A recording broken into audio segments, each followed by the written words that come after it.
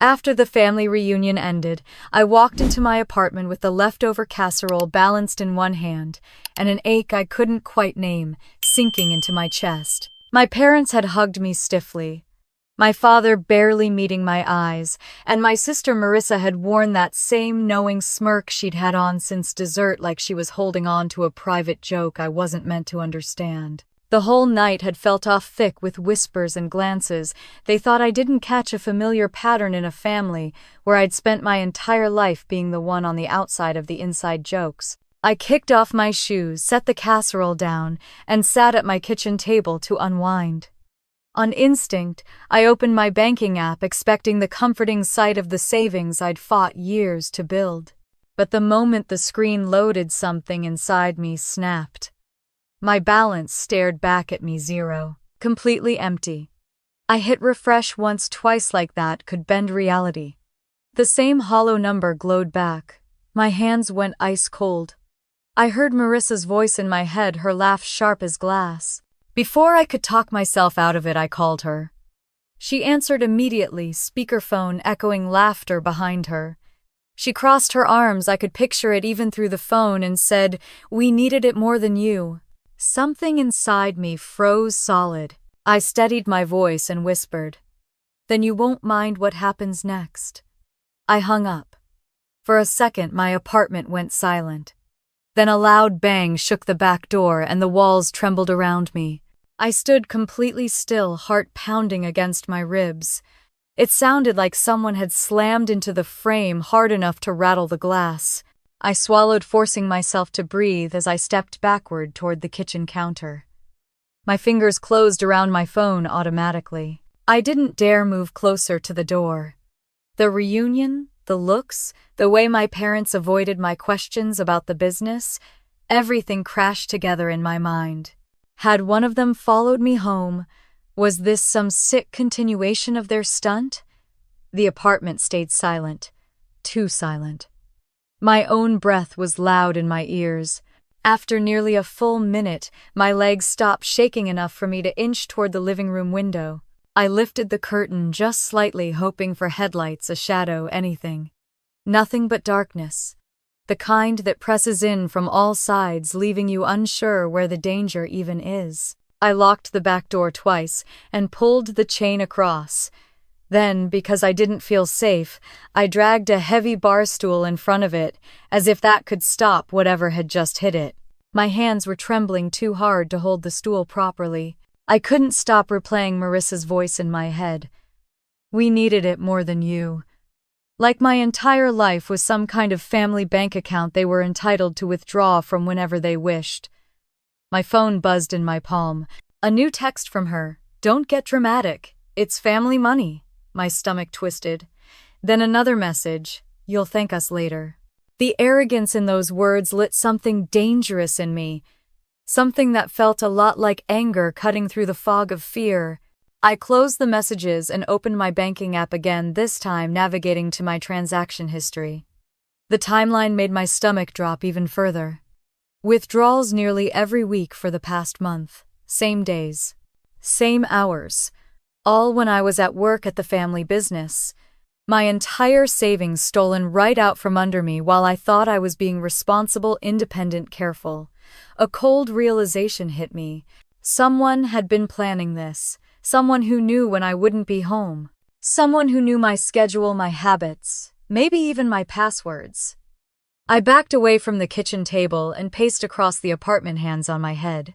Everything in the reunion replayed in slow motion, my mother whispering, my father's stiff posture, the way everyone went quiet when I walked into the kitchen. That small drawer someone had shut quickly when I entered. Marissa's smirk when I mentioned my plans for the next week. None of it was innocent. I felt stupid for not connecting it sooner, but betrayal blinds you even when you expect it. My breath shook as I walked to my bedroom. I flipped on the light, then opened the closet where I kept a small fireproof lockbox. Inside were years' worth of bank statements, tax documents, old passwords, scribbled on sticky notes, and receipts for everything from my car down payment to my student loan payoff.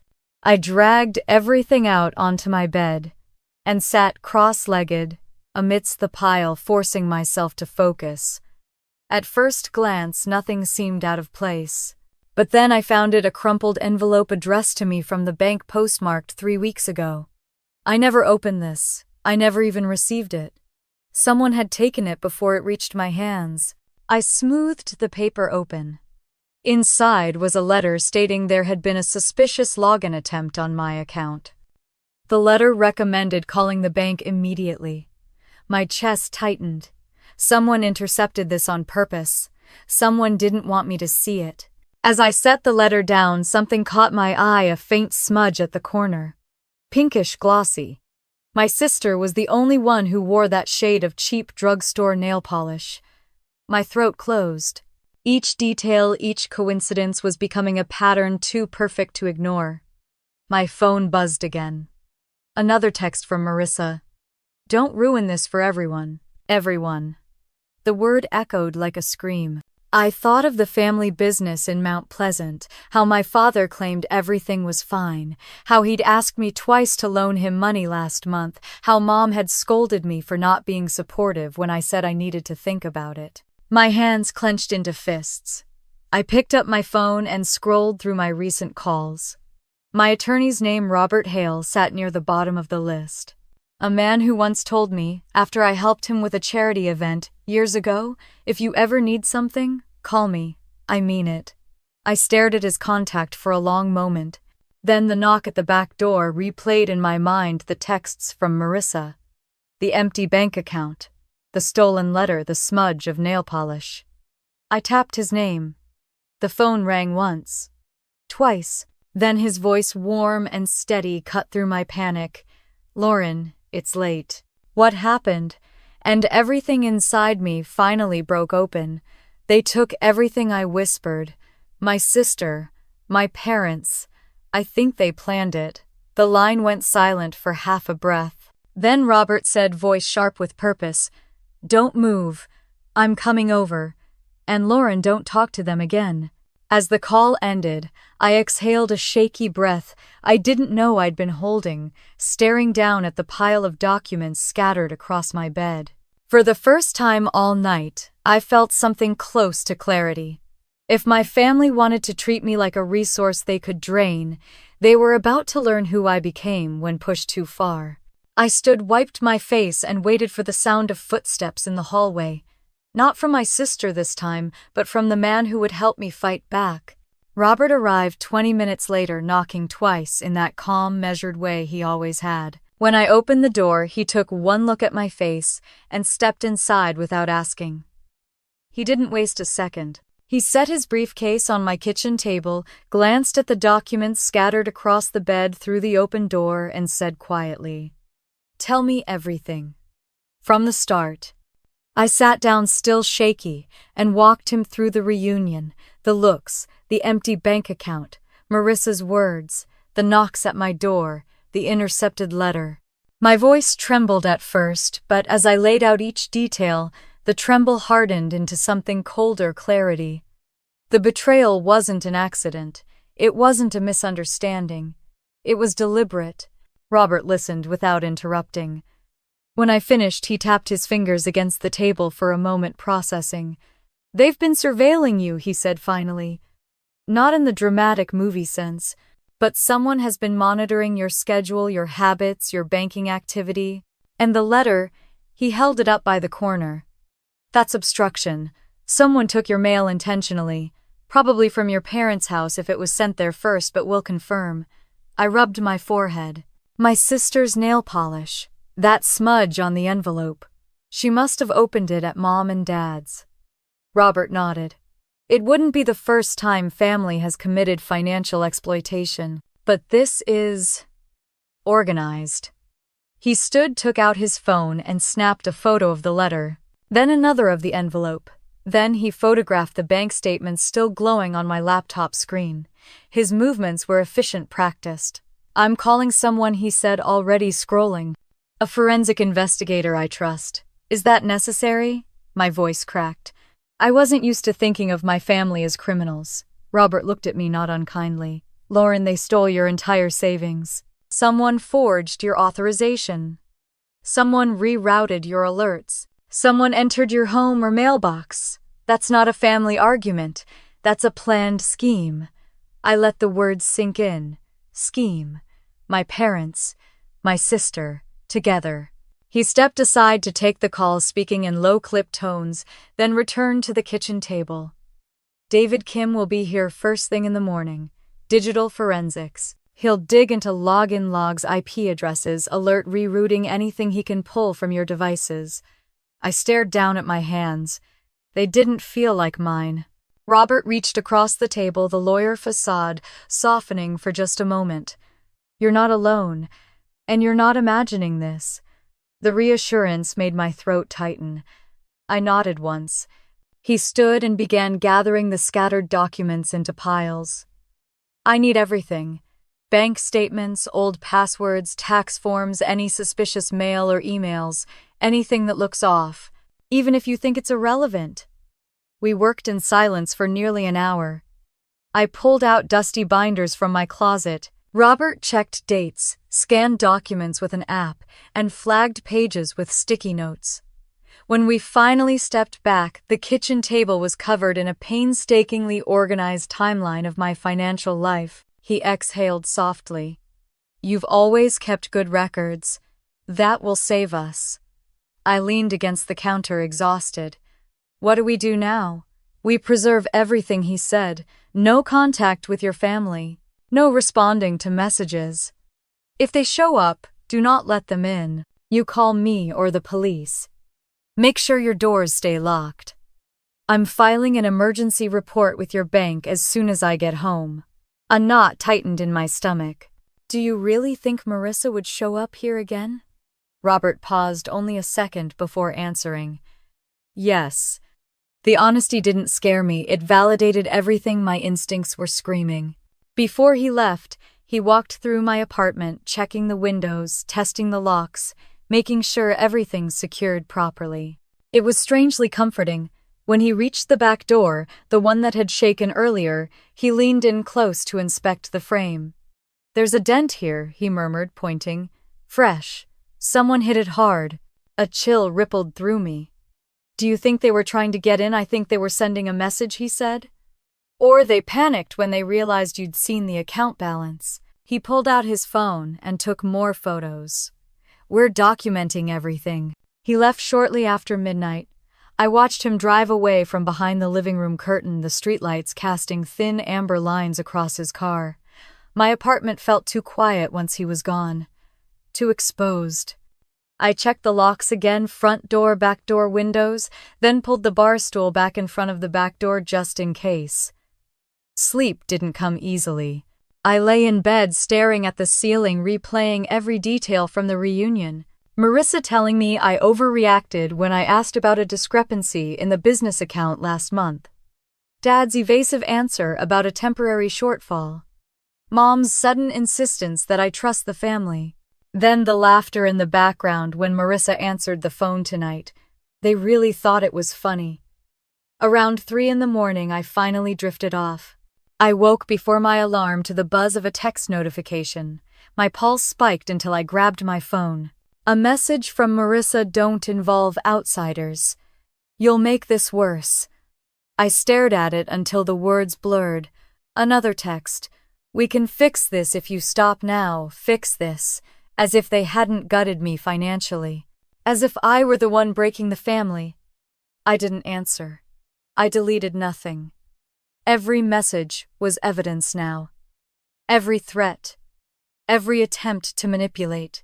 When I walked into the kitchen, the table full of documents looked like a battlefield map. My bank account might be empty, but the truth was starting to take shape. At 8 o'clock sharp, a knock sounded at the front door, measured, polite, deliberate. Not like the bang from the night before. I opened it to find a tall man with rectangular glasses and a gray messenger bag slung across one shoulder. Lauren Carter, he asked. Yes. He offered a firm but gentle handshake. I'm David Kim. Robert filled me in on the basics. May I come in? I stepped aside, heart beating fast for a new reason, hope mixed with dread. David walked in, took one sweeping look at the documents spread across the kitchen table, then at my laptop, my phone, even the router tucked under my bookshelf. He nodded to himself almost thoughtfully. "This will be messy," he said, setting his bag down. "But we're going to get answers." I swallowed hard. Do you think this was my sister?" David met my eyes. His expression was calm but unwavering. "From what Robert described, yes. But I don't think she acted alone." My throat tightened. He opened his bag and began laying out equipment cables, a portable hard drive, a small device that looked like a cross between a scanner and a calculator. "In cases like this," he continued, "there's always more than one set of hands. And your family seems coordinated. Coordinated." That word scraped across my nerves. David gestured for me to sit. "Let's begin with your phone logs and the bank alerts. The more we establish now, the stronger your case becomes." Strong. Case. Words that didn't belong in my life until my own sister emptied my savings. I sat down across from him, pulled my laptop closer, and opened the records. As he connected his devices and began extracting data, he said, "Lauren, I need you to understand something. Digital footprints don't lie. People do. Files do not." I nodded slowly. He added, almost gently, "We're going to find out exactly who did this, and how deep it goes." For the first time since the reunion, I felt something other than fear or anger. I felt ready. David worked with a quiet intensity that filled the apartment more effectively than any conversation could. He connected my phone to his device, first typing quickly as streams of data scrolled across his screen. I sat across from him trying to stay still, but my hands kept twisting together in my lap. I wasn't used to being examined like this, every login, every timestamp, every digital trail of my life laid bare. But if it led to the truth, I could stomach it. "Your phone is clean," David murmured after several minutes. "No spyware, no remote access tools. Whatever they did, they didn't get in through your phone." I exhaled shakily. One small relief. But he added, and the breath caught in my throat again, "Someone still accessed your bank account from a device that wasn't yours." He turned the screen toward me. A series of entries were highlighted in red. "These are the unauthorized logins." The details were brutally clear. Device type Windows laptop. Location 2 miles from your home. Repeated access 8 times over 4 weeks. Time of access always between 10 a.m. and 3 p.m. My stomach twisted. "Those are my work hours." "Exactly," he said. "Someone watched your patterns. They knew when you'd be gone." I felt my pulse climb into my throat. 2 miles. Marissa lived 2 miles away. David clicked to the next page. "Now this part is concerning." The router log showed a foreign MAC address connecting to my Wi-Fi twice on 2 separate Thursdays. Both times fell within the same hours as the unauthorized withdrawals. "But I wasn't home those days," I whispered. "You were at work," David confirmed. "This device could only connect from inside your apartment." Heat rose up the back of my neck. Someone was inside my home. David nodded once. "Not dramatic, just factual. Your sister has a key, correct, for emergencies," I said quietly. "But she's never used it. Not that I know of." "She used it," David said. "At least twice." My hands began shaking. I curled them into fists so he wouldn't notice. He didn't press. He just turned back to the data, scrolling through a flood of code. "Let's keep going." After another half hour, he found the rerouted alert number. The phone number used to intercept your banking alerts was a prepaid cell, bought with cash. "Can you trace it only to the store where it was purchased?" he said. "Convenience store near." He zoomed in on the map. "Your sister's neighborhood." Of course it was. I closed my eyes for a moment. The betrayal felt heavier, now sharper, like the truth was carving out pieces of me one by one. When I opened them again, David was already pulling up the transaction trail. "Let's follow the money." The first withdrawal was small, the next was larger, then larger still, but the part that made my head spin was where the money ended up. "Here," David said, pointing. "A transfer from your account to an intermediary account, then to this business account." I leaned forward, heart hammering. The account name was printed plainly on the screen, Marissa Hale Consulting. That's her company, I said. But it's not real. She told me she was doing freelance work. But there's no website, no clients. David nodded. It's functioning like a shell company, used to hold or move funds without drawing attention. I felt the room tilt. She used my savings to fund her fake business. David's face remained neutral, in part. But this isn't the final destination. He clicked again, revealing a second account. The name on this one hit harder. My chest tightened painfully. Thomas Carter Holdings. My father. My dad, I whispered. David gave a sympathetic nod. This is where a large portion of the money ended up. That suggests the business is in financial trouble. I pressed my hand against my forehead. He asked me to loan him money last month, twice. I said I needed time to think. He said I wasn't supporting the family. David didn't respond. He didn't have to.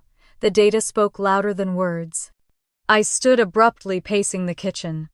I pressed a hand against the counter to steady myself. I don't understand. Why didn't they just ask, why? Steal it. David's voice was calm, almost gentle. People steal when they're desperate, or when they believe they're entitled. I swallowed hard. They always saw me as the responsible one, the one who'd be fine no matter what. And they exploited that, he said softly. I didn't want to cry, not in front of a forensic investigator, not over people who had clearly stopped valuing me long before today, but tears stung anyway. I blinked them back. There's more, David said after a moment. And I need you to see it. I sat back down, bracing myself.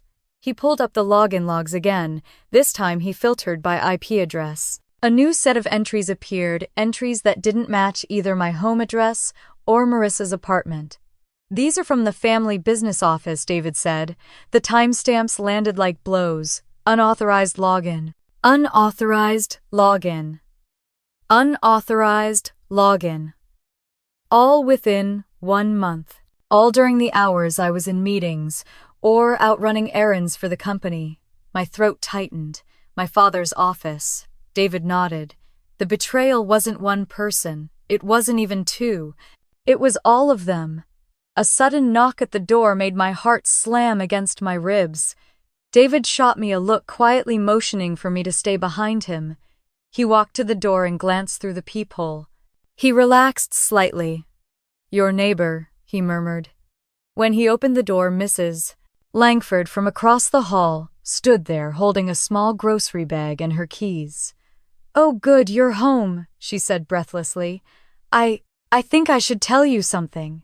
David stepped aside to let her in. She clutched the grocery bag tighter, her face pale.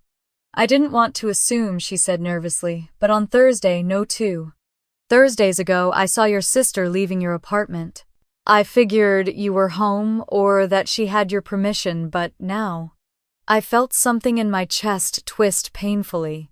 She was here while I was at work. Mrs. Langford nodded. She had a folder in her hand. It looked like papers. She walked out quickly, looking over her shoulder. My stomach dropped. Did you see anyone else? David asked, gently. Mrs. Langford hesitated, then nodded slowly. Your mother. She was waiting in the parking lot, in her car. My vision tunneled for a moment. Marissa had broken into my apartment. My mother had waited outside to help. I wasn't sure which burned worse, the betrayal or the orchestration. Thank you, I managed to whisper. Oh, honey, she said, her voice cracking. I'm so sorry. When she left, I sank into a chair. My knees felt too weak to hold me. David gave me a moment before sitting opposite me again. Lauren, he said softly, this isn't just theft. This is coordinated financial exploitation. I pressed my palms against my eyes. My own family. His voice stayed steady. We're going to document everything, and then we'll build a case strong enough that no one can twist the truth. I dropped my hands slowly, tears slipping down my cheeks despite my effort to hold them back. David's expression softened. You're not broken. You're not foolish. You were targeted by the people who should have protected you. I let myself breathe through the ache in my chest. One breath, then another. The truth hurt, but the truth also cleared the path forward. Okay, I whispered. Let's keep going. David opened his laptop again.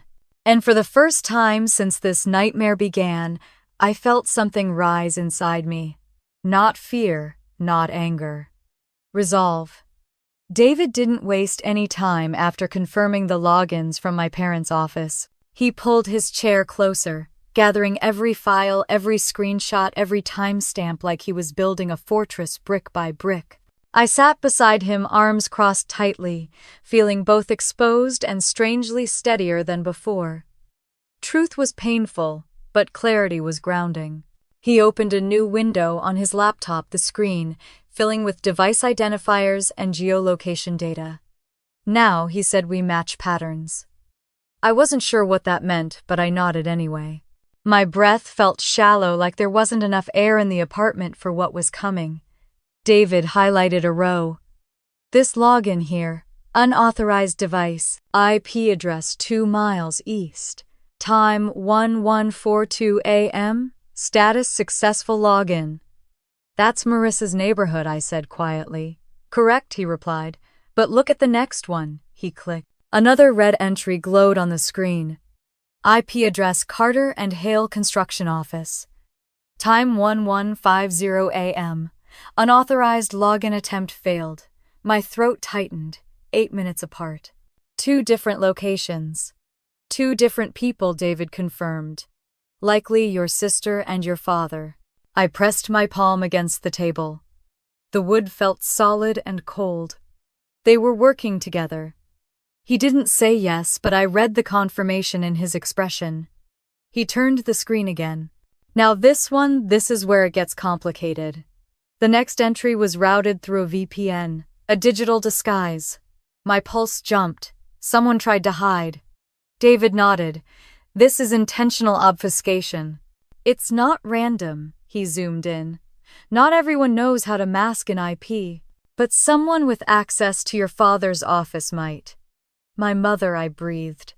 She's the one who handled the administrative computer. It's possible, he said. We'll need to check timestamps against other activity. My eyes stung.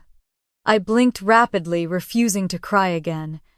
It wasn't sadness this time, it was disbelief curdling into something colder. David went back to scanning.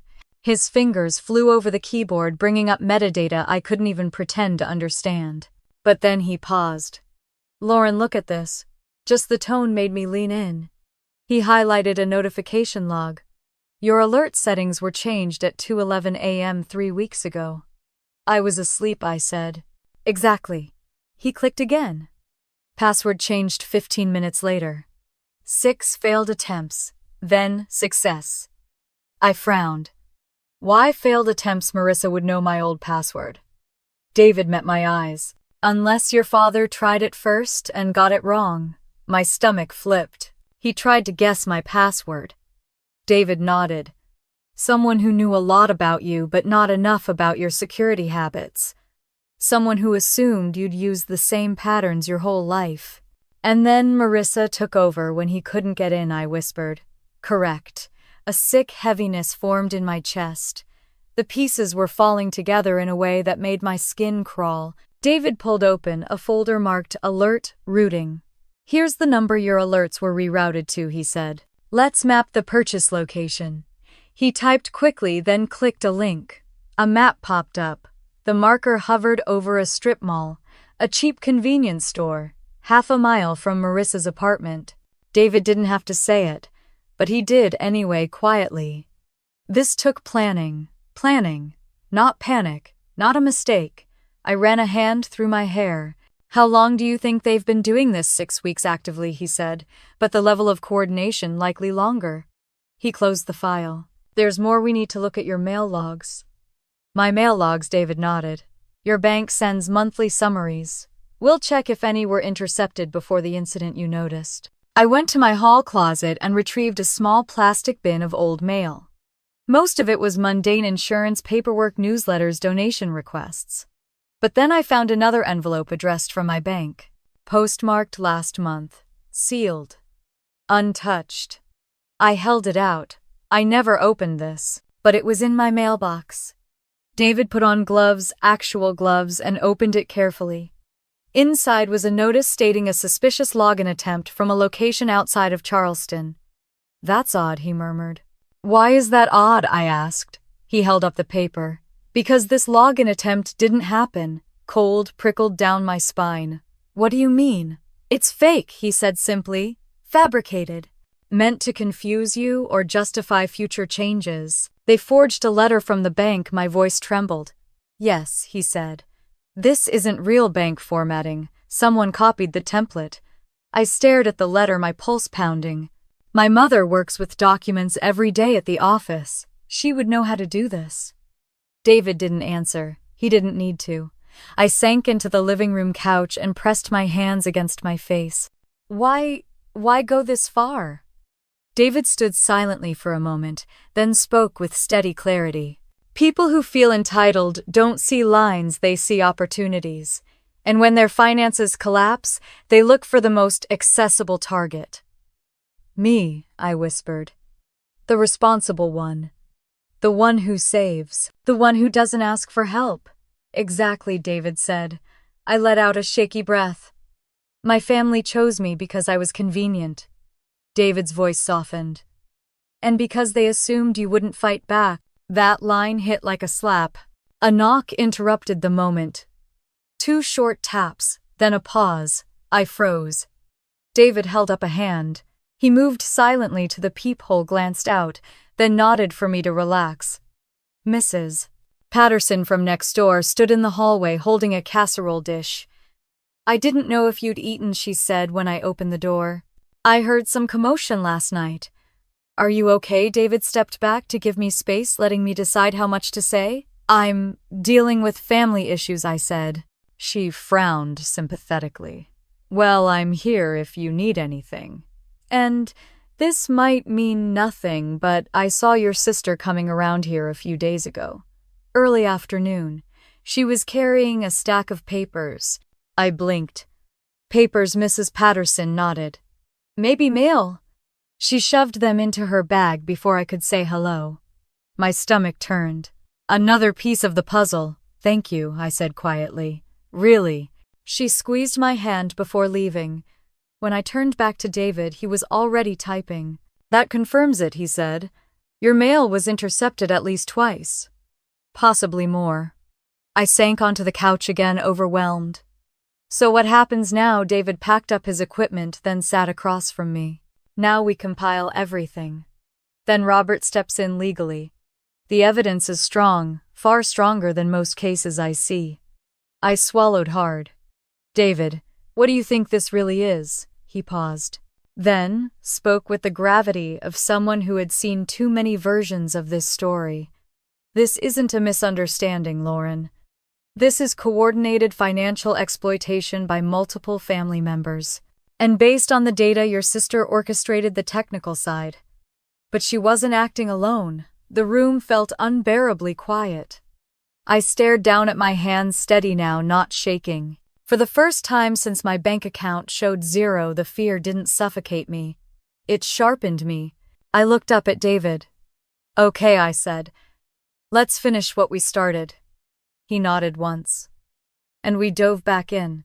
David returned the next morning with even more equipment, the kind I'd only ever seen in crime documentaries, portable drive scanners, cables, and a compact device he called a forensic bridge. He moved around my apartment with quiet purpose, checking the windows again, glancing at the dents on the back door, and then settling at the kitchen table where the documents still lay in organized rows. I watched him work, still exhausted from a night spent half awake listening for every creak, every passing car. "Before we continue," he said, powering up his laptop, "did anything else happen last night? Any calls, texts, knocks?" I hesitated. "Just one thing." I unlocked my phone and handed it to him. There was an attempted login to my bank account at 6:12 in the morning. I didn't touch it. David's eyes sharpened as he read the alert. "They're still trying." That's desperation. He typed rapidly, pulling up the metadata on the notification. Same device signature as before, someone using the unauthorized laptop.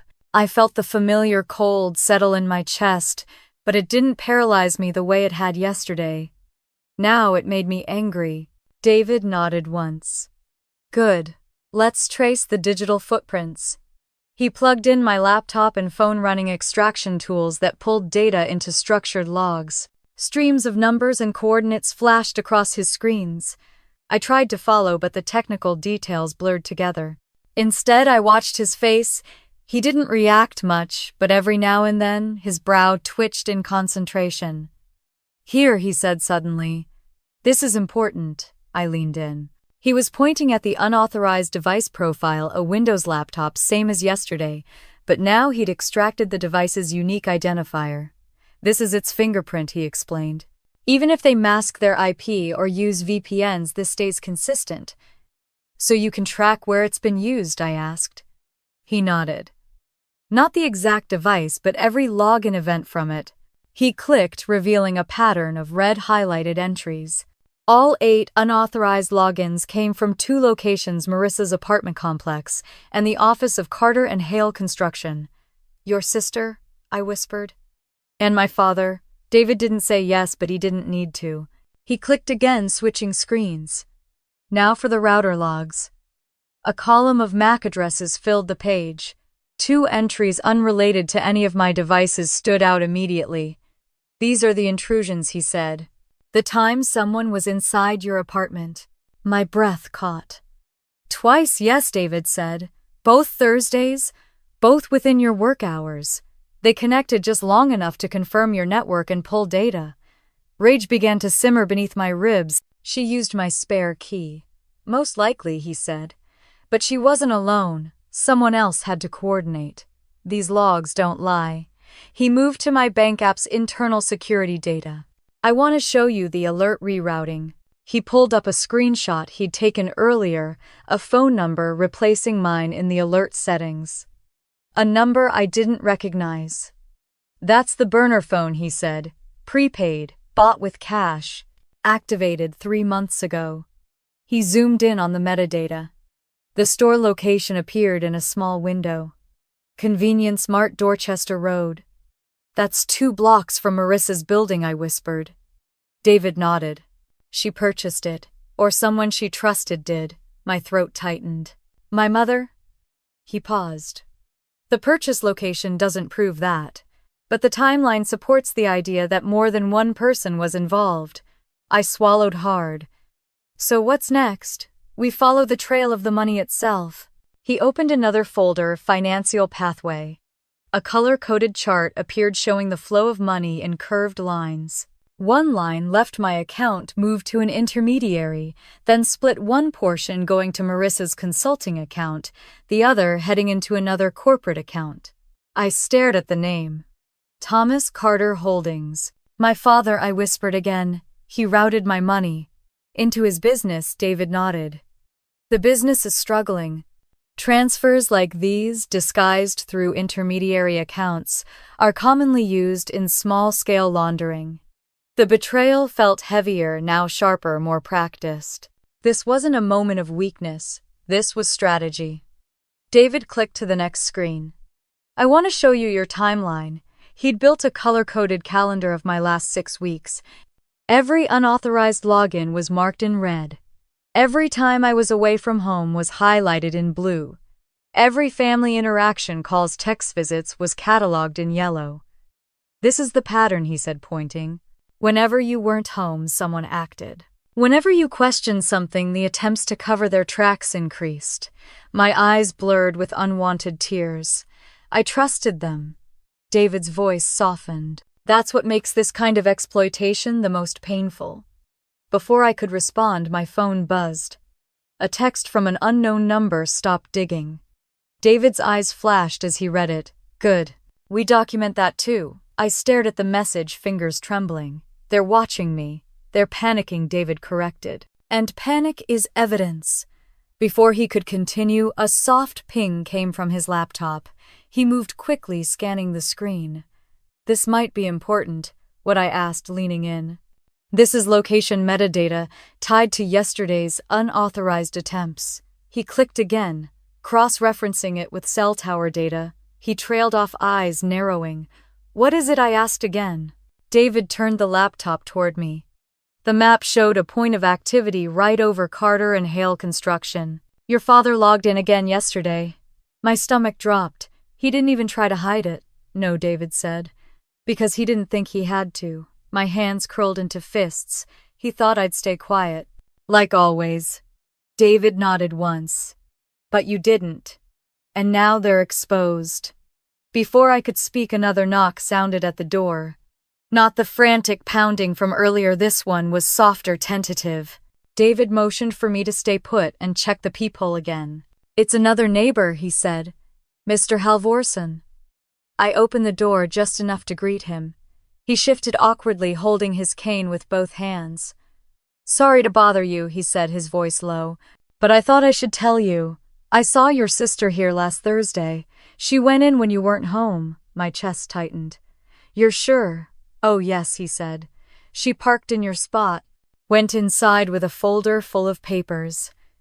She was only there 20 minutes, but she looked nervous. I thanked him, and he left with a sympathetic nod. David closed his laptop slowly. That confirms the intrusions. A silence settled, a heavy, suffocating one. But beneath the weight, something steady emerged in me. I wasn't imagining things. I wasn't being dramatic. I wasn't losing my mind. They were stealing from me, lying to me, watching me, breaking in, and they thought I'd never fight back. David began packing up some of his tools, but left others connected. I'll finish consolidating everything when Robert arrives this afternoon. We'll prepare a preliminary report for the fraud unit. I sat back in my chair, inhaling deeply. What will happen to them? David paused. Legally, that depends on how they respond. But the evidence is overwhelming. And personally, I whispered. He met my eyes. That part is up to you. I nodded slowly. My hands weren't shaking anymore. Not because I was okay, but because something inside me had shifted, something solid, something unbreakable. For the first time in my life, I didn't feel like the quiet, responsible daughter they could rely on to swallow everything. I felt like someone who understood exactly what had been taken from her and exactly what she would do to get it back. Let's build the case, I said. David gave a small nod of approval. We weren't just uncovering the truth anymore. We were preparing for war. The knock at my front door wasn't loud, but it was sharp, 3 quick raps like someone impatient. I froze in the middle of the kitchen, one hand wrapped around a mug of coffee I was too anxious to drink. David looked up from his laptop, brow tightening. He hadn't been expecting anyone. Neither had I, he whispered. Don't open it yet. I set the mug down and stepped silently toward the door. When I looked through the peephole, my stomach dropped so fast I had to grip the doorknob to steady myself. Marissa. She was pacing, arms folded tightly across her chest, her jaw clenched. Her eyes were red, either from crying or rage, I couldn't tell. Maybe both. David stepped behind me. Do you want to let her in? No, I whispered. But if I don't, she'll make a scene. Reluctantly, I unlocked the door and cracked it open, not wide, just enough to show my face. She pushed past me anyway. Seriously, she snapped, brushing past like she owned the place. You're really doing this? Calling lawyers, involving strangers? David straightened behind me, posture calm and assessing. Marissa's eyes flicked to him, narrowing. Who are you? She demanded. David didn't flinch. A consultant. A consultant, she mocked. Right.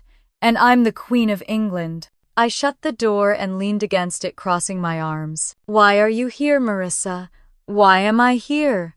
She repeated, voice rising. Because you're blowing up the entire family, Lauren. You think involving outsiders is going to fix anything. Do you realize what you've started? David stepped subtly closer, not enough to provoke her, but enough to block her if she lunged. I appreciated it more than I could say. I inhaled slowly. You emptied my bank account. Marissa rolled her eyes. Oh my God, are you still on that? You weren't using that money. We needed it. There it was again, we. Like she was speaking on behalf of the whole family.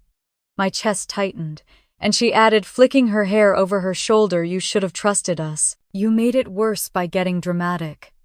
David muttered under his breath, classic manipulation. Marissa's eyes snapped to him. "What did you just say?" He didn't respond, which only enraged her more. She turned fully toward me, stepping into my space. "Do you know how much trouble you've caused? Dad is losing it. Mom's been crying all night. And the business god, you have no idea what pressure Dad is under. You couldn't just help instead of help. I cut in. By letting you steal from me." Her nostrils flared. "It wasn't stealing." "Really?" I asked. "Then what was it?" Something dark flickered in her eyes, fear maybe, or guilt, but she covered it quickly with anger. "You're always like this," she snapped. "Selfish.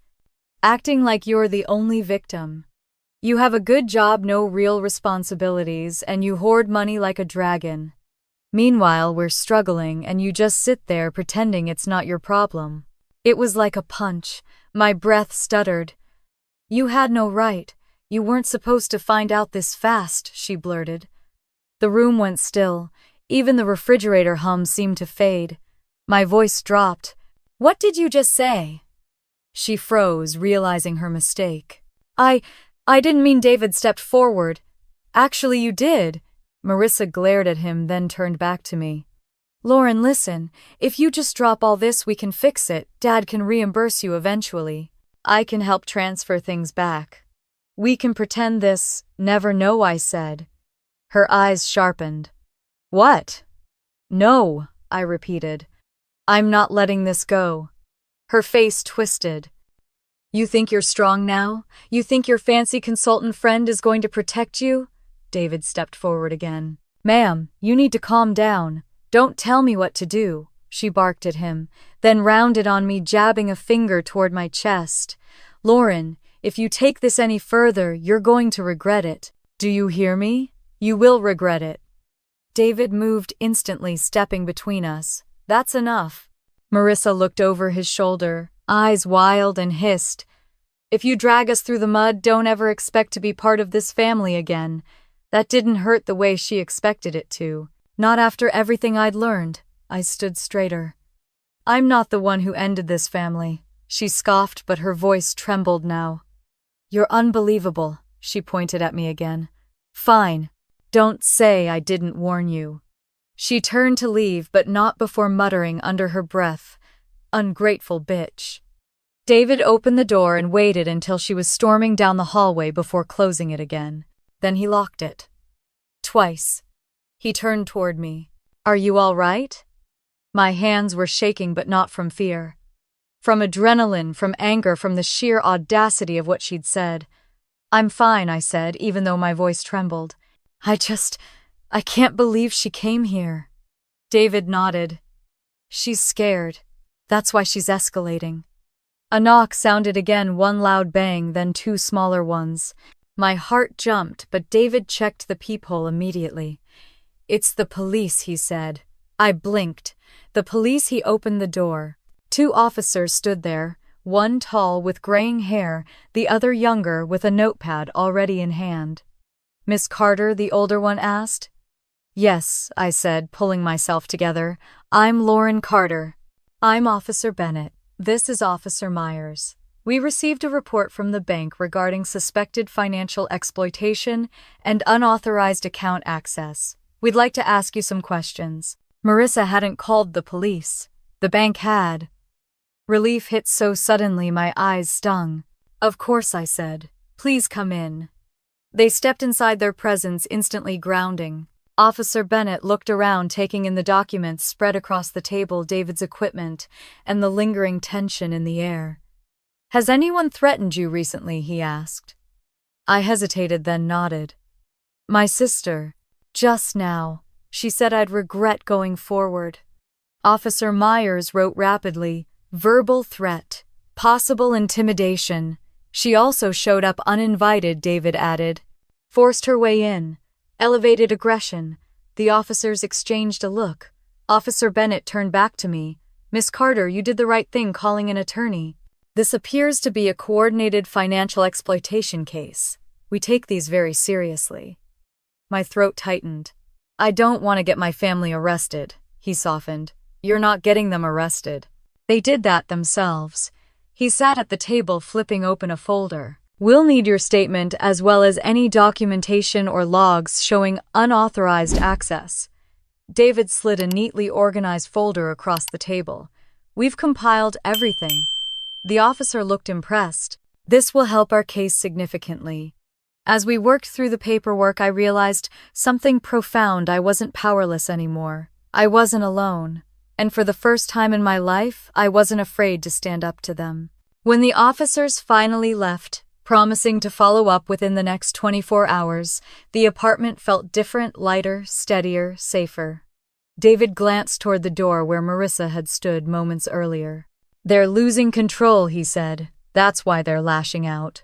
I swallowed hard. Good. David raised an eyebrow.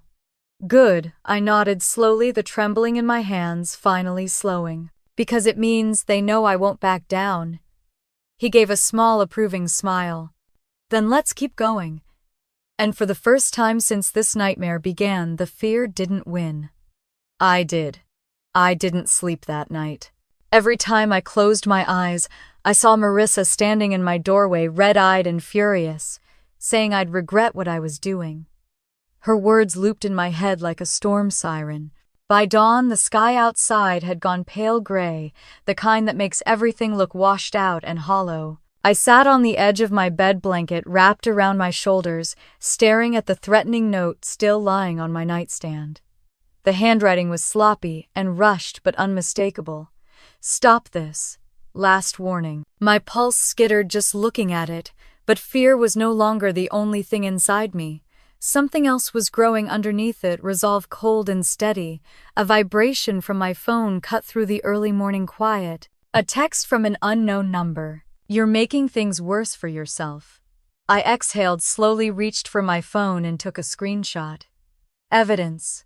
Everything was evidence now. Robert arrived just after 8, knocking softly before letting himself in. He wasn't alone. A woman in her 50s with dark hair, sharp eyes, and reading glasses perched at the end of her nose stepped in behind him, carrying a large case under one arm. Lauren, Robert said gently. This is Dr. Margaret Fowler. She's a forensic document examiner. She gave me a small, firm handshake. I've reviewed some of the documents your attorney sent over, but I'll need to examine everything in person. I gestured toward the kitchen table, which was already covered in stacks of papers, envelopes, and sticky notes. Everything's there. Robert took one look at me and frowned. You didn't sleep? No, I whispered. Not really, he nodded, then softened his voice. It's going to get easier after today. I wished I believed him. Doctor. Fowler moved with calm precision, setting up a magnifying lamp, small tools, and a portable spectral analysis device. When she pulled on latex gloves, my stomach tightened. It felt so surreal seeing a professional in my kitchen analyzing my family's lies. Let's start with the authorization form, she said. I handed her the papers. She placed them beneath the magnifying lamp, leaning close. Your signature here, she pointed, is inconsistent with your other documents. David arrived a moment later, slipping inside quietly with his laptop. He nodded at Robert, then at me. Morning, ready for the next round. As ready as I'll ever be, I said. Doctor. Fowler continued examining the form. Notice the pressure variation. The beginning of the signature is heavy, meaning the writer hesitated. Your natural signature doesn't do that. And see this? She pointed to a faint break in the pen stroke. Multiple pen lifts. That's classic forgery. My throat constricted. So someone copied it. Yes, she said without hesitation. Someone with access to sample signatures of yours. Family. It had to be family. She scanned the date next. Different ink composition. Different pen entirely. The signature and the date were written at different times. A chill prickled across my skin. So it was staged. Yes, she said. First the signature, then the date. Before I could respond, David cleared his throat. I found something late last night. I turned to him. His expression had changed, more serious, more focused. What is it? He opened his laptop and turned it toward me. A device using your login credentials attempted access again around midnight. It was blocked because the bank froze everything. But the location A map popped up. Carter and Hale Construction Office. My father's office. My stomach lurched. They're still trying. David nodded. And that's not the only new development. He clicked another file.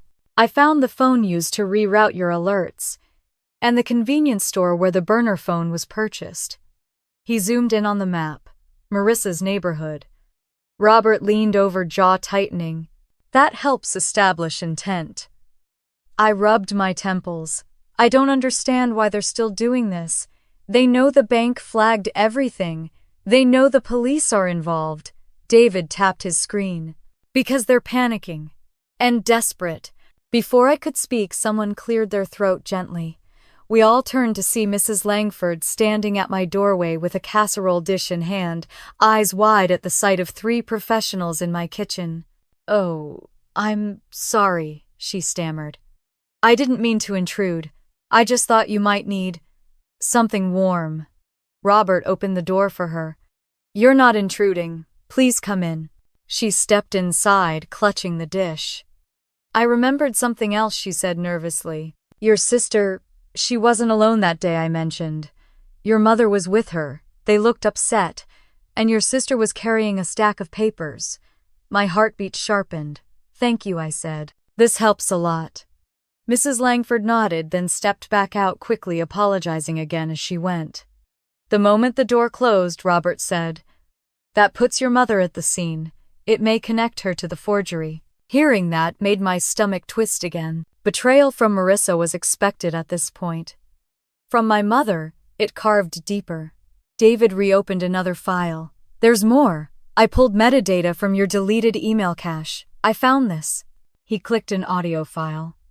A muffled recording played Marissa's voice. "It's ready. Use this version. Keep your mother out of sight when they drop it off."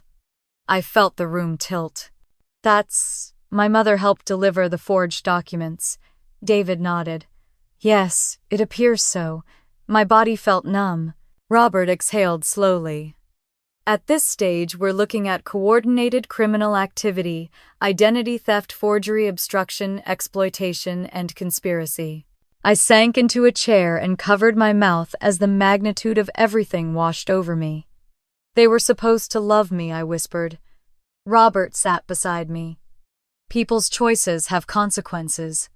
This isn't your failure. It's theirs." When I finally looked up again, David was closing his laptop. "There's one last thing." I braced myself. "What a new IP match," he said, pulling up a final map. "From yesterday morning." I stared at the red dot. It hovered over my parents' home. My knees weakened with the realization. My father accessed my account from their house. David nodded slowly. "Yes. He tested your credentials within hours of the bank freezing everything. It hit harder than any other detail we'd uncovered.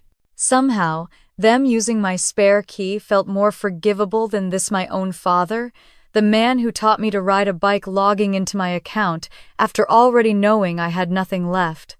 I gripped the edge of the table, trying to steady myself as the truth ripped through me. "Robert," whispered Lauren, "this goes deeper than we thought." A silence settled across the room, thick, suffocating, final. This wasn't just Marissa's scheme. This wasn't just my sister's betrayal. This was a family operation, a conspiracy built by the people who were supposed to protect me. And now that we finally saw all of it laid out in front of us, there was only one path forward. Fight back. Completely. And never look back again. By the time the morning of the hearing arrived, I had barely slept. My whole body felt wired, as if every nerve had been tuned too tight. I dressed slowly, navy blazer, black slacks, simple earrings, choosing the pieces that made me feel the most like myself. I didn't want power or intimidation. I wanted clarity. I wanted truth, Outside, the Charleston sky was thick with storm clouds, the kind that promised rain without delivering it yet. The air felt heavy, like the whole city was holding its breath. Robert picked me up just after 8. He stepped out of the car in a crisp suit, his face calm but focused. "Today goes differently than the last hearing," he said as I slid into the passenger seat. "We're prepared." "They're not." I nodded, gripping my folder of documents. "I just want it over." "It will be," he said simply. When we arrived at the courthouse, David was already waiting inside the lobby with Dr. Fowler. Seeing the two of them together, the digital investigator and the forensic document expert, gave me a strange sense of safety. They were something my family never expected, evidence with a heartbeat. The moment we walked into the hallway outside the courtroom, the atmosphere changed. They were there, Marissa, my mother, my father, all standing with their attorney, a sharp-featured man in an expensive suit who looked like he'd rather be anywhere else. Marissa's arms were folded, her eyes hard. My father's jaw was tight enough to crack. My mother looked pale, her lips pressed together like she was holding back tears or rage. The moment Marissa saw me, she smirked. "You really brought your whole circus, huh?" Robert stepped slightly in front of me. "Miss Carter has a legal right to representation. As do you," Marissa scoffed, flipping her hair. "Representation for what?" A temper tantrum. Her attorney touched her elbow. "Not here," he murmured. But she shrugged him off. "She thinks she can take us all down because she's Miss Independent now. It's pathetic." I clenched my jaw but stayed quiet. I wasn't giving her what she wanted. Robert leaned in. "Don't respond. She's unraveling." The opposing attorney approached Robert. "We're still open to discussing a settlement," he said smoothly. "There's no need to escalate this further." "There's nothing to discuss," Robert replied flatly. The attorney lowered his voice. "You're making a mistake." Robert's smile didn't reach his eyes. "So are you if you think intimidation still works on her." Before anything else could be said, a bailiff stepped into the hallway. "All parties for Carter versus Carter, courtroom 3. My stomach dropped. This was happening. Inside, the courtroom looked smaller than I remembered. Wooden benches, fluorescent lighting, the faint smell of old varnish. Judge Whitford entered moments later, her expression unreadable. "Good morning," she said. "We are here to review evidence submitted in the matter of financial exploitation, unauthorized account access, and forgery." "Counsel, proceed." Angela Torres, the prosecutor, stepped forward first. Her voice was steady. "Your Honor, we will present a sequence of evidence establishing that Miss Lauren Carter was the victim of a coordinated effort by multiple family members to access, drain, and redirect her finances without consent." Marissa's attorney stood. "Your Honor, this is a family matter, not a criminal."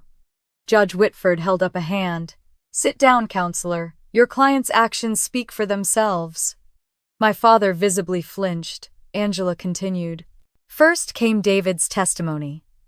The unauthorized logins originated from 2 locations, the sister's residence and the family business office," he explained, projecting the maps on a screen.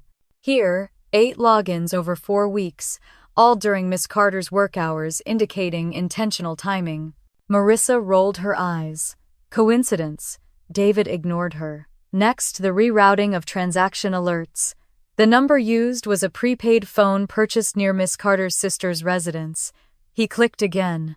"And the router logs show 2 intrusions into Miss Carter's home network, both while she was at work." Whispers rippled across the courtroom. He didn't stop there, he traced the money too. Funds were transferred first into a Shell consulting account connected to Miss Marissa Carter, then to a second account under the father's corporate holdings. My father stiffened, eyes going cold. "And finally," David concluded, "this IP address," he pointed to the red dot, "is registered to the Carter family home." That login occurred the morning after Miss Carter discovered the missing funds. Judge Whitford scribbled notes. "Very thorough, Mr. Kim." Next came Dr. Fowler. She placed enlarged images of the forged authorization form under the courtroom projector. "Notice the pressure inconsistency," she said. "Miss Carter's natural signature flows smoothly. This one hesitates. These breaks," she pointed, "indicate multiple pen lifts." and the ink composition of the signature differs from the ink of the date. The date was added later. Marissa's attorney objected. Minor differences in handwriting are not overruled, Judge Whitford said firmly. Dr. Fowler continued. This is a forgery executed by someone with access to Miss Carter's personal documents. My mother's face crumpled. My father wouldn't look at me. Then Angela played the recording. Marissa's voice filled the courtroom, shaky and angry. You weren't using that money. We needed it more. And yeah, so what if I signed your name? You never help when it actually matters. The courtroom froze. When the recording ended, even Marissa looked stunned, like she hadn't realized how damning her own words were until they echoed through the speakers. Judge Whitford leaned forward.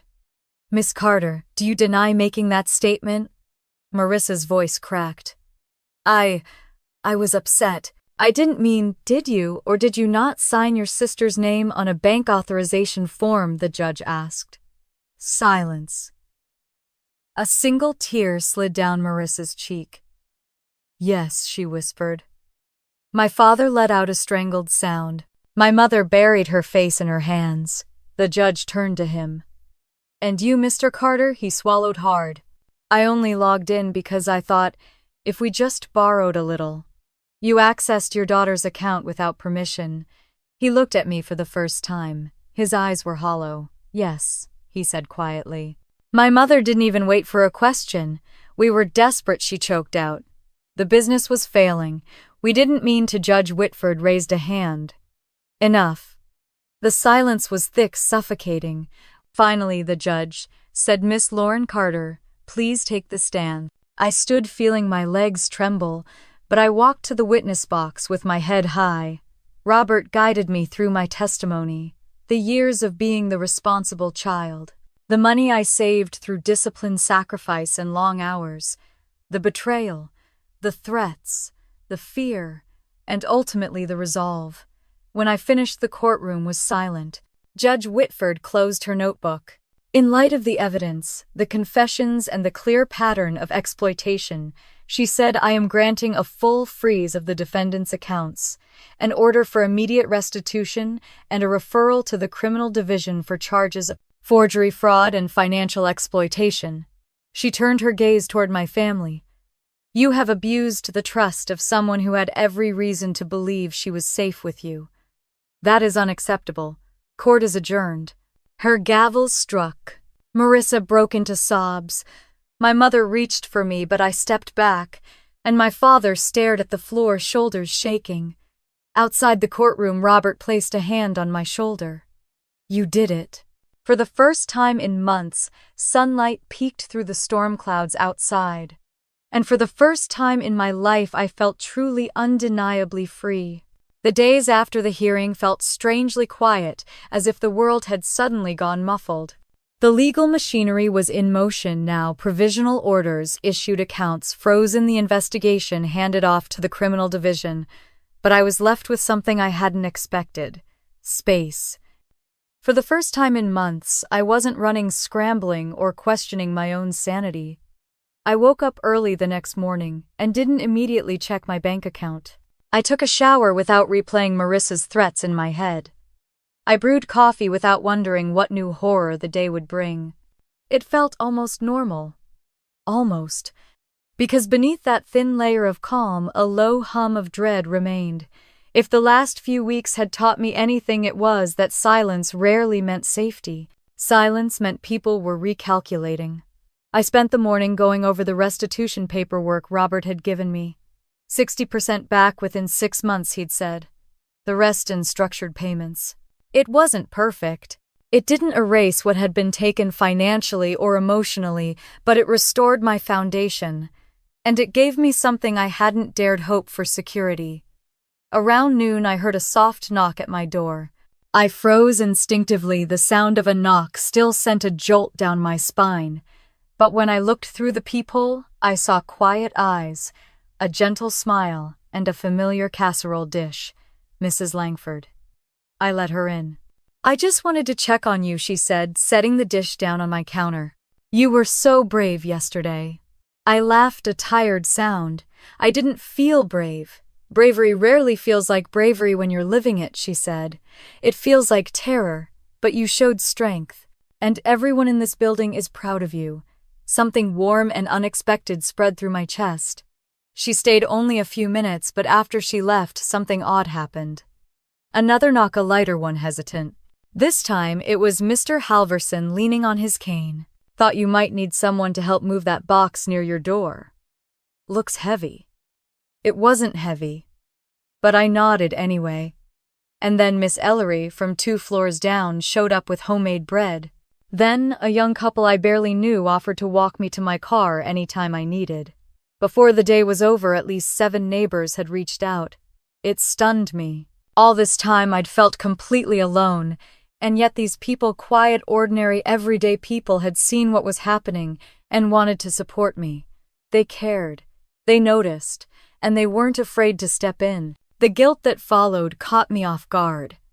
Maybe I should have let people in sooner. Maybe I didn't have to carry all of it myself. Maybe independence didn't have to mean isolation. Maybe strength didn't mean solitude. That evening, my phone buzzed with a number I recognized instantly. Marissa's real name. I hadn't called her that in weeks, not since everything fell apart. For several seconds, I stared at the screen, debating. Then I picked up. Her voice was trembling. "Lauren, are you there?" I didn't answer immediately. She inhaled shakily. I wanted to explain. No, she exhaled. Explaining won't fix anything. I'm sorry. The word hung in the air between us like fragile glass. I said nothing. "I know sorry isn't enough," she whispered. "I know I don't deserve forgiveness. I know I don't have the right to ask for anything. But you were right. About everything." Still, I didn't speak. "I'm not calling to beg you to drop the charges," she continued. "I'm calling because something broke in me these past weeks. I kept convincing myself we were borrowing, that it wasn't a big deal. That family means sharing." She swallowed. But it wasn't sharing, it was stealing. And I saw it in court. I heard myself in that recording. I sounded like someone I don't even recognize. There was a long pause. "I filed for divorce," she finally said. "From Ethan." I sat upright. "Wait," what? She let out a humorless laugh. "He blamed me for everything, said the whole scheme was my mess. He said if I hadn't been so weak, none of it would have happened." My chest tightened. "That's not true, isn't it?" she asked quietly. "I let him do it. I helped him." I lied to myself so I could justify it. I closed my eyes. "Marissa, I'm in therapy," she said. "I've been going for 2 weeks, trying to figure out how I turned into someone who could do this." Silence again. A heavy one. Then with a voice so small I almost thought I imagined it. "Do you hate me?" I swallowed hard. "No," she sobbed once, a sharp broken sound. "I thought you would. I thought you should." "I don't hate you," I said softly. "But this changed things." "I know," she whispered. "I know. And I don't expect us to go back to normal. I just wanted you to know I'm trying to change. Really change. Not because of the court, but because I can't live with who I became." Something in her voice made my throat ache. This wasn't the vindictive, defensive sister from my doorway. This was someone shattered by the consequences of her own actions. Before I could respond, she added, "I'm making my first restitution payment next week. It's small, but it's real. It's mine." For the first time, hope, thin, fragile, unsteady, threaded through her words.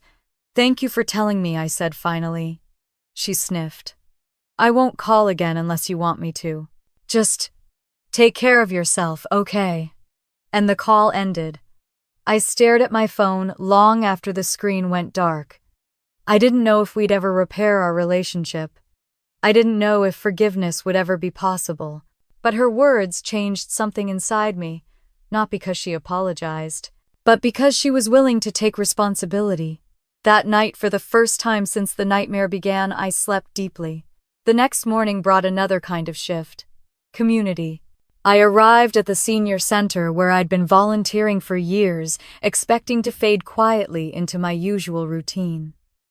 But the moment I stepped inside, people gathered around me, kindness, support, concern. Word had spread. Elder exploitation is a growing problem, one woman said. I'm glad you took action. You're helping others by speaking up, another added. The director pulled me aside. We're planning a financial safety workshop. Would you be willing to speak about your experience? I think it could help a lot of people. At first, panic fluttered in my stomach, speaking about this publicly, sharing the humiliating truth. But then I thought of the woman last month who whispered that her daughter had drained her savings, the man who said his son pressured him to sign over property, the quiet sadness behind those confessions. If my pain could keep someone else safe. Yes, I said, I'll do it.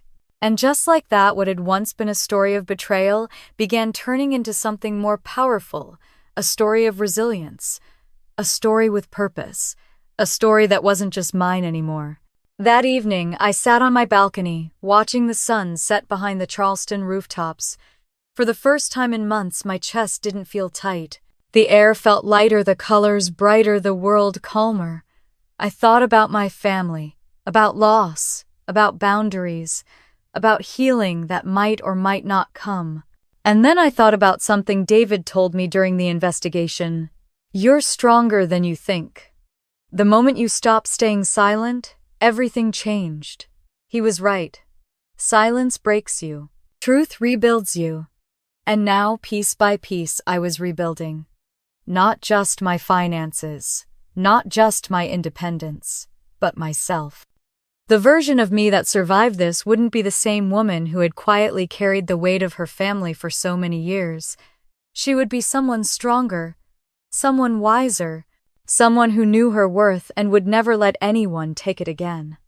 Robert warned me that things might move quickly after the hearing, but I wasn't prepared for how abruptly my entire life shifted into legal motion.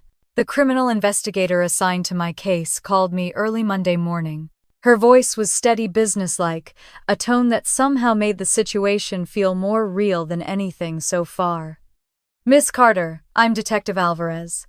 I'll be overseeing the criminal portion of your case. I've reviewed the evidence submitted so far. We'll need to gather additional documentation, and I'll have some questions for you. Are you available today?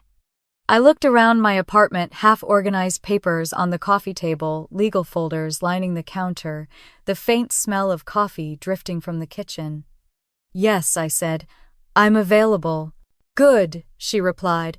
I'll come to you, and please don't contact your family in the meantime. It's important the chain of evidence remains clean. No problem, I said quietly. I wasn't planning on it. She arrived an hour later. Detective Alvarez was in her mid-40s with sharp eyes, dark hair pulled into a low bun, and a calm presence that felt both grounding and precise. She greeted me with a firm handshake and placed a folder on the table. I want to start by saying this, she said. What you did reporting this, documenting it, it's not easy. Many cases like yours never get this far because the victim feels guilty or afraid. You showed strength most people don't see in themselves until it's too late. The unexpected kindness nearly undid me. I nodded, trying not to let my voice shake. Thank you. She opened her folder. Let's go through everything step by step. We spent the next hour reviewing timelines, digital evidence, account statements, text messages, even the threatening note Marissa had left on my windshield. Every detail mattered. Every inconsistency or manipulation from my family painted a clearer picture of intent. When we finally reached the forged authorization form, Detective Alvarez tapped it with her pen. This is a big one, she said. With Dr. Fowler's report confirming forgery and the ink dating inconsistent from the submission date, we have grounds to pursue a separate charge of falsifying financial documents. And that's serious, I asked. It's very serious, she said, especially when it's part of a coordinated scheme. Coordinated scheme. The words still made my stomach twist. When she left, promising to update me soon, I sat alone in my living room and felt something I hadn't felt since the beginning of this nightmare. Momentum. I wasn't just reacting anymore. I was moving forward. Hours later, David arrived carrying his laptop and a stack of printouts. New updates, he announced, stepping inside. On what he spread the papers across my table. Transaction tracing. The deeper analysis came back from the bank's internal forensics unit. Lines and arrows filled the page, arrows connecting one account to another like a web being drawn in red ink. "This is where your money went," he said, pointing to the first box. "Into Marissa's Shell account. Then here, your father's corporate account. But this," he pointed to, a third box, "is new. A transfer into an account registered to a business I'd never seen before, something called Bayline Supplies." I frowned. "What is that?" "A Shell," David said. "No operating website. No clients. No tax filings. But someone's been moving money in and out of it. Do you know who owns it?" He clicked on a file on his laptop, turning the screen toward me. The business owner was listed clearly. Thomas Hale. My mother's maiden name. My hands began to tremble. "That's my uncle." David raised an eyebrow. "Involved? I haven't talked to him in years," I whispered. "He had a falling out with the family a long time ago. I didn't think he even lived in the state anymore." David leaned forward. "Your mother might have used his name because she assumed it would be untraceable, or because she had access to documents with his information. But the signature on the business registration is forged." I blinked. "So she forged her own brother's name to create another account. That's what it looks like." My stomach churned. Why go that far?" David's answer was soft. "Because when people panic, they escalate." I pressed my hand to my mouth, trying to steady my breathing. "This was bigger than I thought." David nodded. "And more deliberate." Before I had time to process that, my phone buzzed. Another unknown number. I almost didn't answer, but something told me I should. "Hello?" I asked cautiously. A woman's voice responded, soft, familiar. "Lauren, this is Aunt Jenna." My chest tightened. Aunt Jenna, my mother's sister, someone I hadn't seen in years. She'd moved to Florida after a rift with the family decades ago. I hadn't thought about her in so long. She exhaled shakily. "I heard what happened. Through people who still talk. I wanted to say I'm so sorry, and I need to tell you something." I stiffened. "What is it?" "It's about your parents," she whispered. "About the business. About why they're in so much debt." I exchanged a glance with David, who nodded for me to keep going. "My sister, your mother, she's been using credit in other people's names for years. Family members mostly. She did it to me once. That's why I cut ties." The room spun slightly. "She did it to her own sister, yes," Aunt Jenna said. "And when the business started failing, they started borrowing from anyone they could. Anyone they could manipulate." My pulse hammered in my ears. "Why didn't anyone tell me you were the golden child?" she said softly. "Smart, responsible, always saving. They protected that image because they knew someday you'd be their fallback." A chill ran through me. Their backup plan. Exactly. My knees felt weak. I sat down heavily. Aunt Jenna took a shaky breath. "Your mother was always good with paperwork. Too good. She forged documents for your uncle once without him knowing. He nearly lost his house because of it." A heavy silence spread between us. I finally asked, "Why are you telling me this now?" Her voice cracked. "Because you deserve the truth. And because someone needed to stand with you." We spoke for another 5 minutes, her expressing regret, me trying not to cry. When the call ended, I felt like someone had opened a door inside me, letting in a flood of devastation and clarity. David placed a gentle hand on my shoulder. "This isn't just about money anymore," he said. "This is systemic, a pattern. Your mother's been doing this for years." "And I was next," I whispered. "No," he corrected softly. "You were the target." A cold certainty settled in my chest. That night, when Robert came over for another meeting, I told him everything Aunt Jenna had revealed. He listened silently, then said, "This changes strategy. We need to expand the scope of the investigation." This wasn't a moment of desperation. This was a long-term pattern of exploitation. Will it help the criminal case, I asked? Robert nodded. Yes. It establishes prior behavior potential motive and shows this wasn't an isolated incident. I sat back exhausted but strangely grounded. What happens next? Next, Robert said, we prepare for criminal charges to be filed officially. It could happen soon. Very soon. For the first time hearing those words didn't frighten me. It steadied me. Because the people who had spent years treating me like their resource, their safety net, their silent backup plan, were finally facing something they had spent their lives avoiding. Consequences. And this time, no forged signature or manipulative plea would save them. Not from the truth. Not from justice. And definitely not from me. The day the charges were officially filed felt eerily normal at first.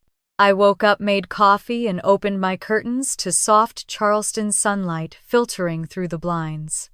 For a brief moment, I let myself enjoy the domestic quiet, the smell of roasted beans, the warmth on my face, the stillness of an apartment that finally felt like mine again. Then my phone rang. It was Robert. Lauren, he said, skipping any greeting. It's happening. The DA signed off on the charges this morning.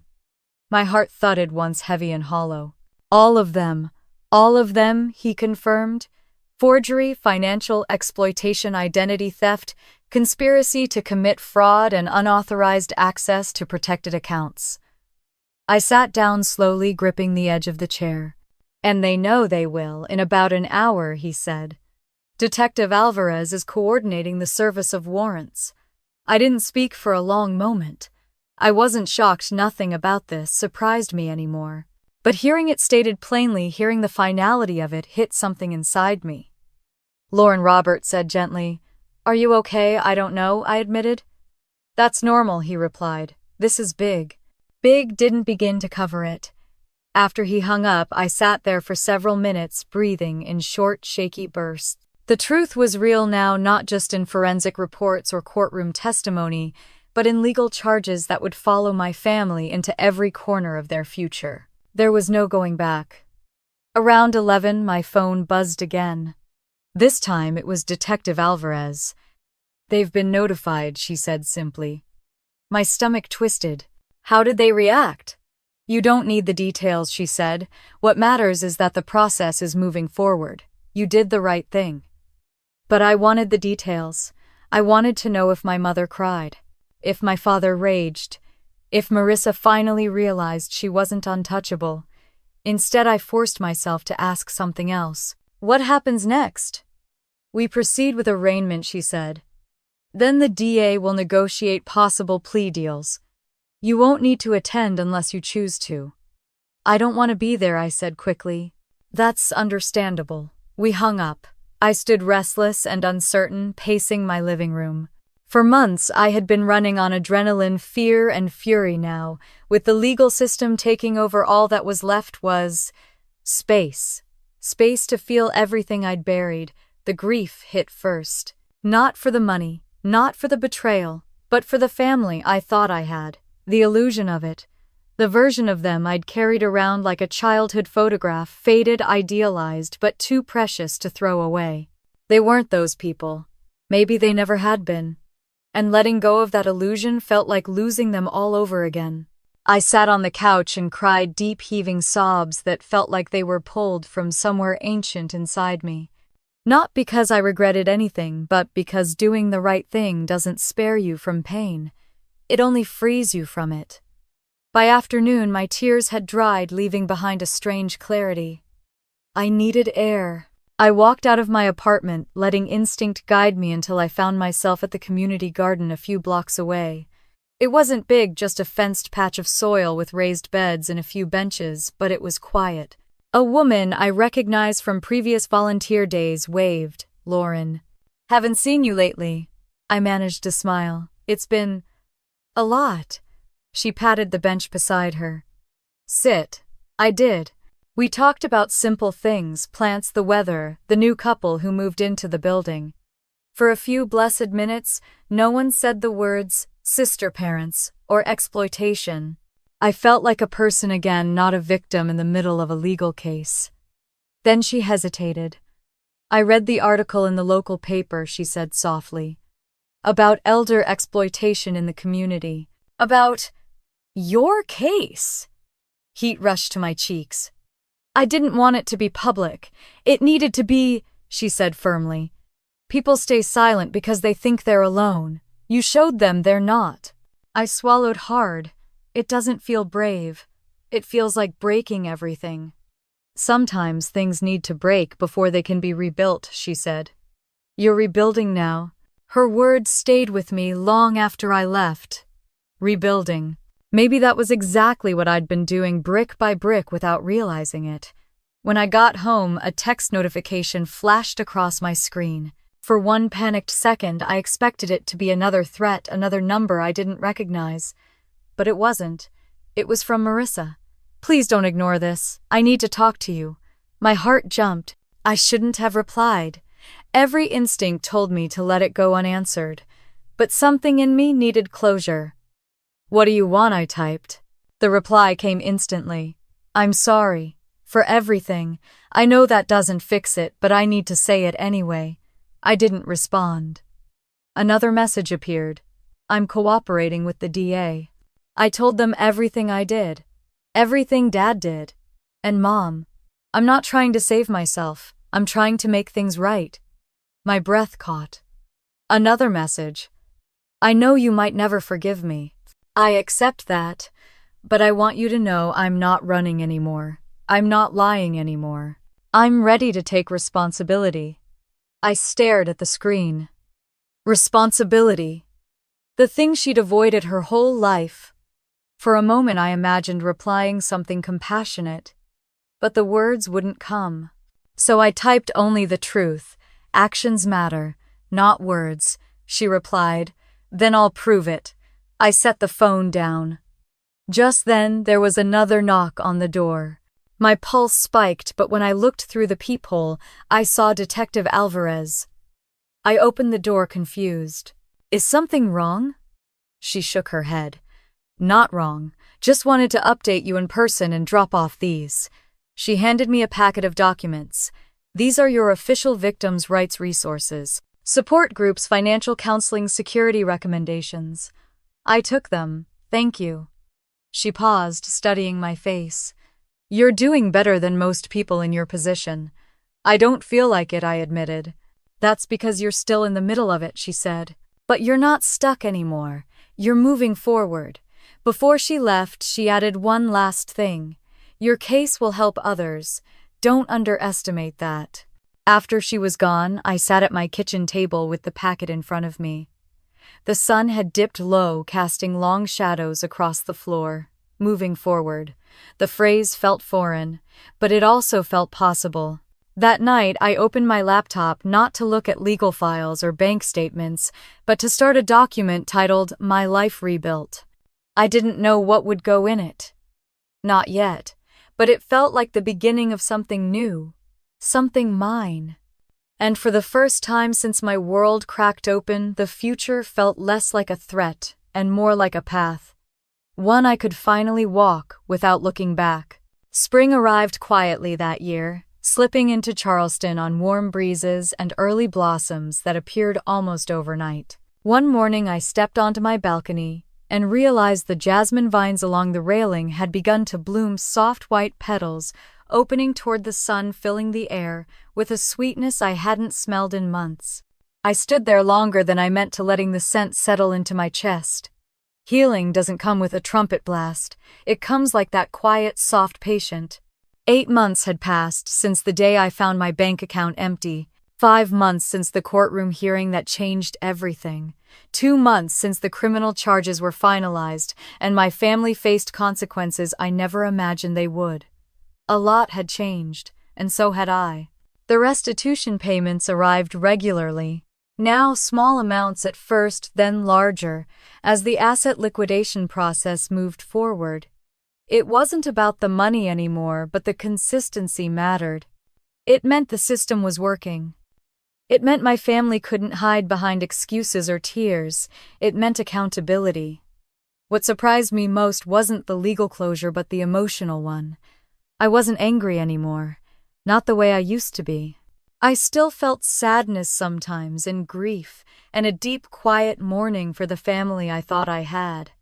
But the rage, the panic, the instinct to apologize for taking up space, those things had loosened their grip on me. One Wednesday afternoon, I stood in the brightly lit community center, preparing to speak in front of a room of seniors and middle-aged adults. The workshop banner behind me read, "Protecting Yourself Financial Safety and Boundaries," hosted by the Charleston Senior Wellness Council.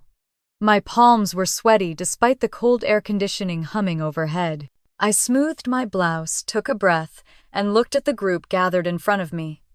27 people. Faces lined with age and wisdom, eyes filled with concern and silent stories of their own. Mrs. Patterson had insisted I participate. "People need to hear this," she'd said. "You could save someone." I wasn't sure about saving anyone, but I'd learned one thing clearly: silence only protects the people who cause harm.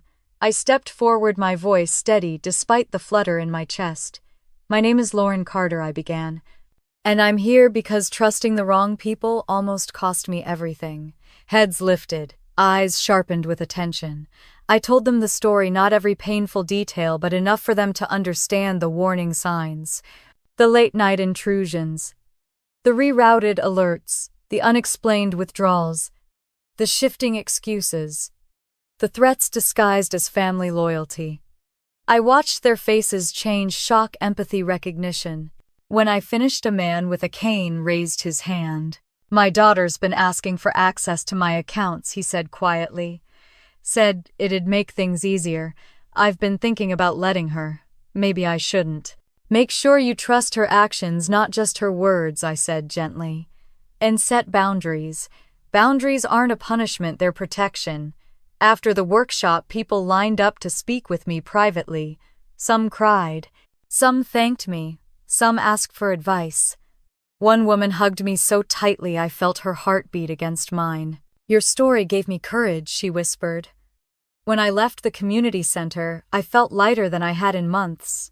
That night, as I watered the small herb plants growing on my balcony, basil, mint, parsley, I heard footsteps on the stairs. I turned to see Marissa standing at the top landing, holding a small cardboard box. Her hair was shorter now, her expression unguarded. She looked tired but healthier, like someone who had been rebuilding too. "Hi," she said softly. "Hi." She held out the box. "These are yours. Old photos, some documents I found.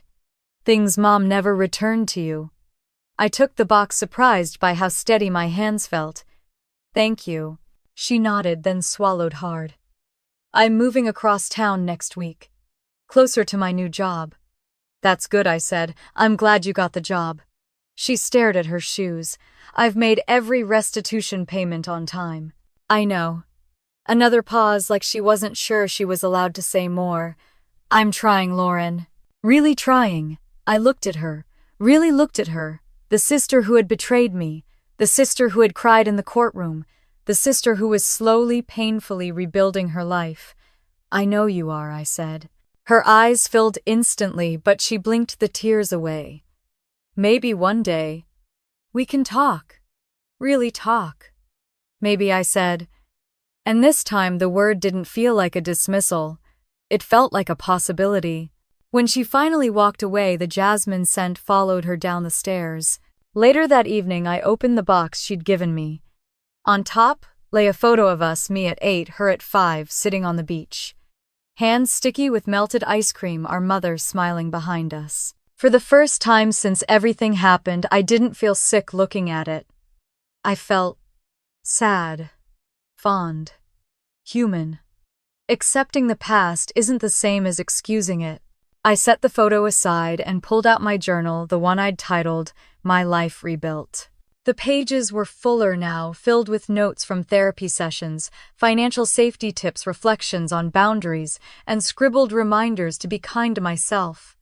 I wrote, "Healing isn't about forgetting. It's about choosing what comes next, and I'm choosing myself." The next morning, the sun rose bright and warm, illuminating the caramel-colored walls of my living room. I brewed coffee in a clean mug, not the chipped one I used, during the worst weeks, and sat by the window with a steady feeling in my chest. Not fear, not grief, a quiet kind of strength, the kind that grows roots, the kind that doesn't crumble when the world shakes, the kind I wished I had years ago but am grateful to have now. And as I sat there breathing in the jasmine-scented air, I felt something I hadn't felt in a long time: peace. If you've stayed with me all the way to the end of this journey, thank you. Truly. Stories like mine aren't easy to tell, but they matter because they happen far more often than we think. And if this resonated with you or reminded you of someone you know, I'd love to hear your thoughts. Drop a comment below, share your perspective, or send this story to someone who might need it. And if you want more stories like this, stories about resilience, justice, betrayal, and rebuilding, make sure you like this video and subscribe to the channel. Your support helps these stories reach the people who need them most. Here's to standing tall, protecting our dignity, and choosing ourselves no matter who tries to take that away.